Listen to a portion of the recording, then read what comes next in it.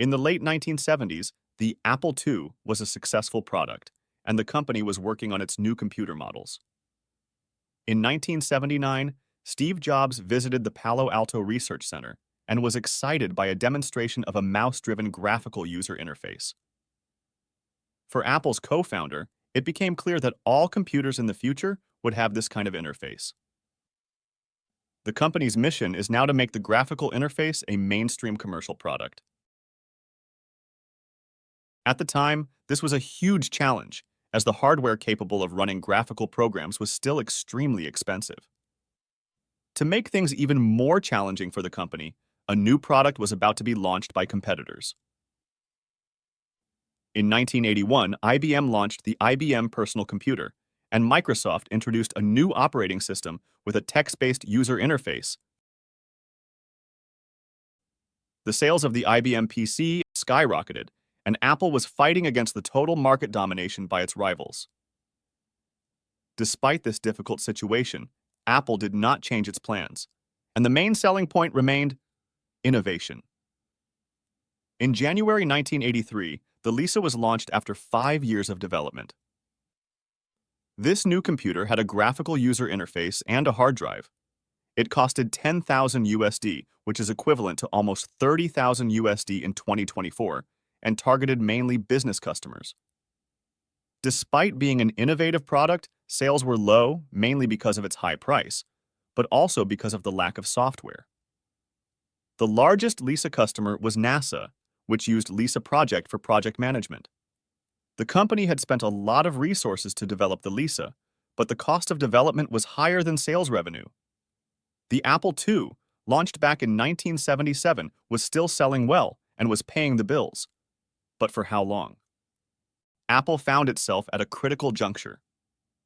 The vision of a user-friendly personal computer seemed to slip from their grasp. Yet, amidst the uncertainty, a new hope was on the horizon, a project that would redefine Apple's trajectory and shape the future of computing. Just like the Lisa, the new computer has a graphical user interface, but is much cheaper.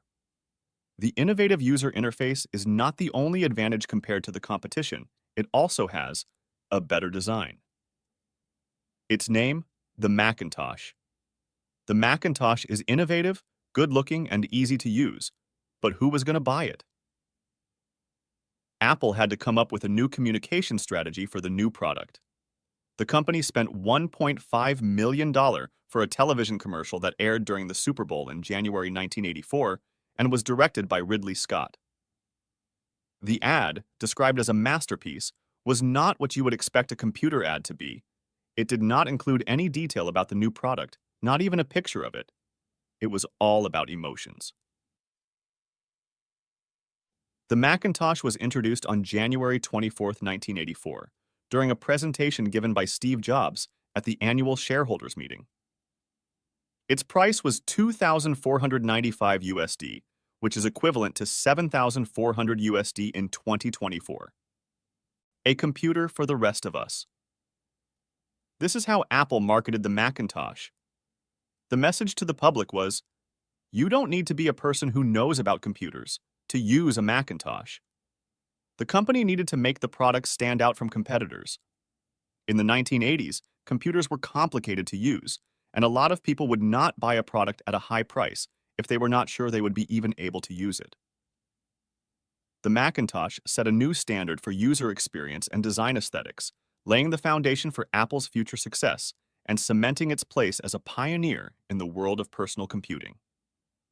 It sold over 50,000 units in just the first 3 months. Even Microsoft saw great potential in it and decided to launch the very first version of Excel on Macintosh in 1985.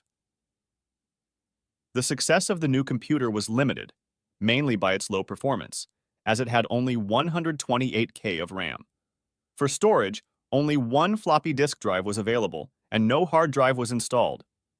It didn't include a cooling fan, which resulted in a tendency to overheat, and was nicknamed the beige toaster. In realizing his vision, Steve Jobs traded off on the actual utility of the device. The initial lack of software was also a big disadvantage compared to the competition. The strategy turned out to be successful. Product market fit was found. The company knew who were its customers and how to talk to them. The first Macintosh was so ahead of its time that it took Apple 14 more years to finally release a truly successful product, the iMac G3 in 1998.